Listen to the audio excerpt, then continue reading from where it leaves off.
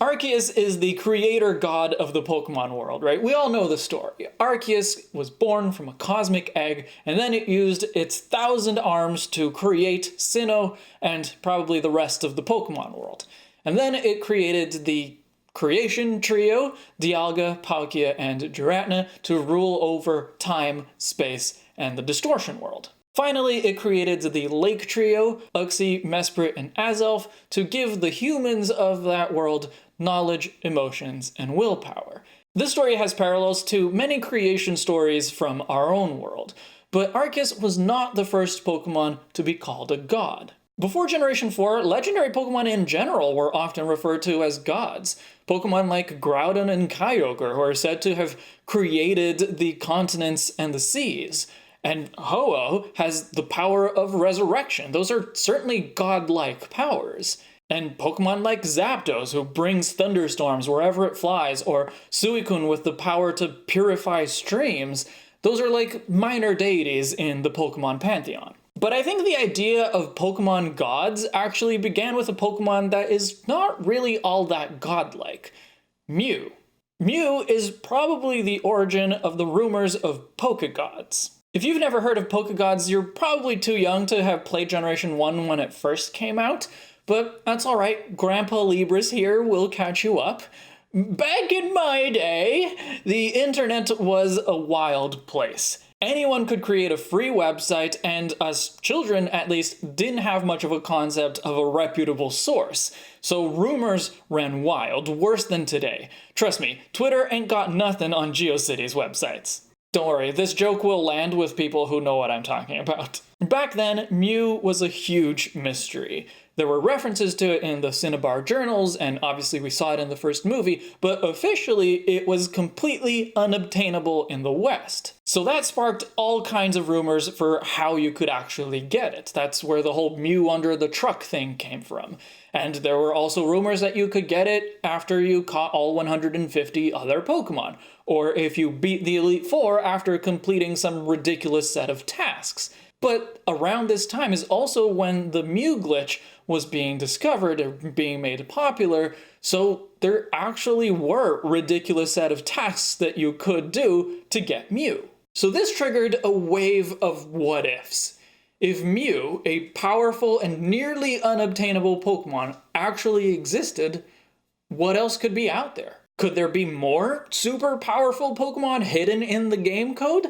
Those were the Pokegods. Lots of the rumored Pokegods were supposed to be evolutions of known Pokemon, like from the starters, or Nidoking and Nidoqueen, or Onix, or even Mew and Mewtwo themselves. There were also a whole bunch of Pokegods that were completely fabricated, and they were often presented along with these sprites from a site called Pokemon Factory, and even though none of these really look like Pokemon, we kind of believed it. I remember reading that if you could beat the Elite Four several times with a team consisting of Caterpie, Metapod, Butterfree, Weedle, Kakuna, and Beedrill, there was some super secret bug-type Pokegod that you could find in the Hall of Fame room. I actually tried that one, but I gave up after beating the Elite Four several times. And then we started to see Generation 2 Pokemon popping up here and there, and we immediately thought that those were Pokegods. There was Togepi, and Peekaboo, and Denryu. And hey, remember that mysterious rainbow bird from the first episode of the Pokemon anime? That was a Pokegod too. As long as we're talking about fan concepts of Pokemon gods, we can't forget about Lord Helix.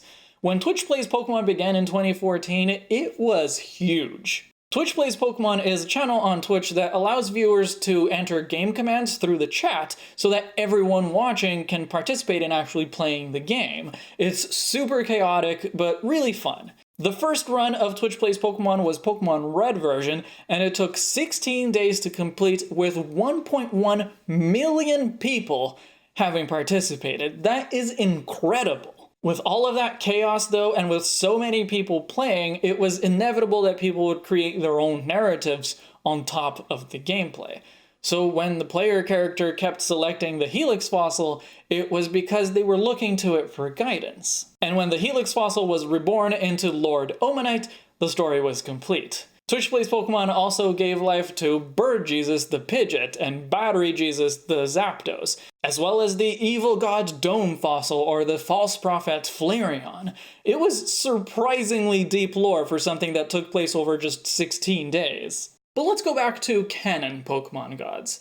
There are a few Pokemon that draw inspiration from deities from our world. The 4 Island Guardians, for example, are based on the 4 great Hawaiian gods, and I apologize if I butcher their pronunciation, but Tapu Koko is Ku, the god of war. Tapu Lele is Kane, the creator god, Tapu Bulu is Lono, god of fertility and agriculture, and Tapu Fini is Kanaloa, god of the oceans. Victini draws some inspirations from the Greek goddess Nike, or her Roman counterpart Victoria, goddesses of victory. And Zygarde might be kind of based on Loki's children. I mean, Yveltal and Xerneas have Norse inspirations as well, and if you look at Zygarde's forms, it kind of comes together. The 10% form is Fenrir, the giant wolf, the 50% form is Jormungandr, the serpent that encircles the earth, and the 100% form is Hel, the ruler of the Norse realm of the dead, who is described as half blue and half flesh-colored.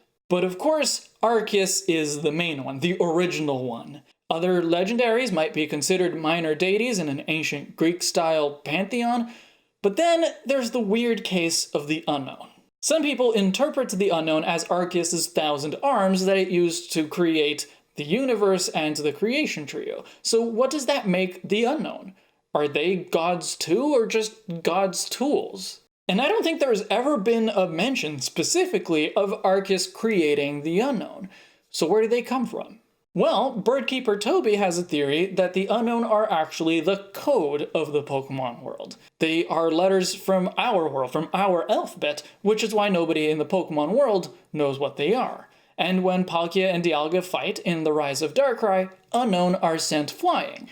It's like they are the fabric of reality itself, which for a digital world like the Pokemon games is the coding that makes that world possible. But if the unknown are code, would Arceus have been able to create that code if it is also made from it?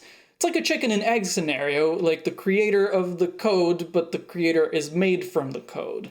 But there actually is someone in the games that could have created that code.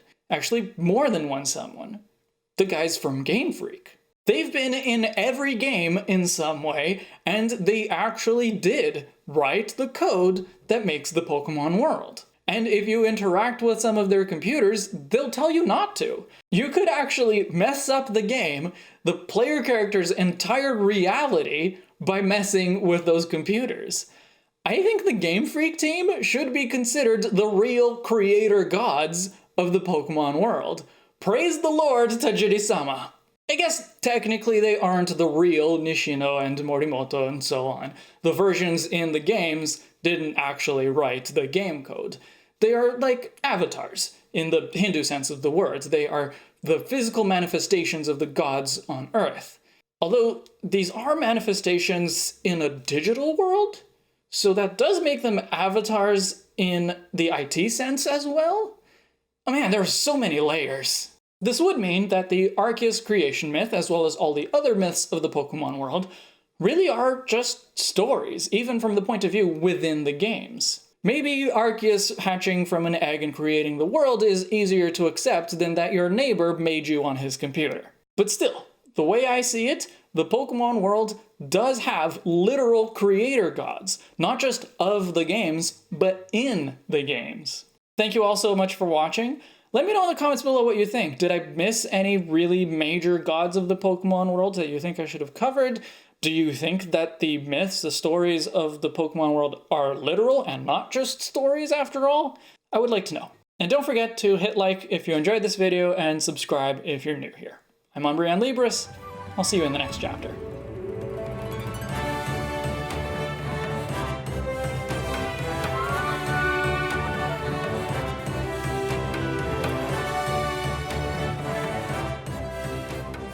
Hey, I have a set. Did you notice? Get over it.